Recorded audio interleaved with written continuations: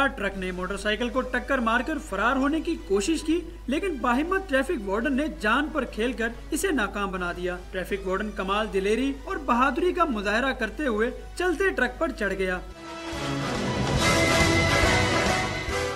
आखिरकार ट्रक रुका तो ट्रैफिक वार्डन समेत शहरियों ने ड्राइवर की खूब दुर्गत बनाई।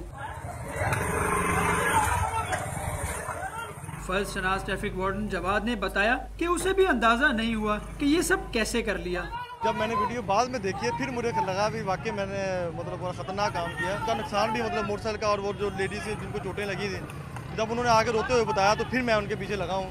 ट्रैफिक वार्डन के कारनामे ने महकमे के अफसरान का भी सर फख्र से बुलंद कर दिया। इसीलिए तो चीफ ट्रैफिक ऑफिसर राय एजाज ने नाम का ऐलान कर दिया। और जिस तरीके से जो सोशल मीडिया पे जो वीडियो है उसमें उसने जो हिम्मत और हौसला दिखाया, उसके लिए हम उसको इनाम दे रहे हैं, ताकि जो है जो भी ऐसा देखें, इतनी लापरवाही से लोग ड्राइविंग करते हैं और उसने अपनी जान पे खेल के उस ड्राइवर को पकड़ा, कानून के शिकंजे में लेके आया, तो वो यकीनी तौर पे खराज तहसीन का मुस्तहिक है।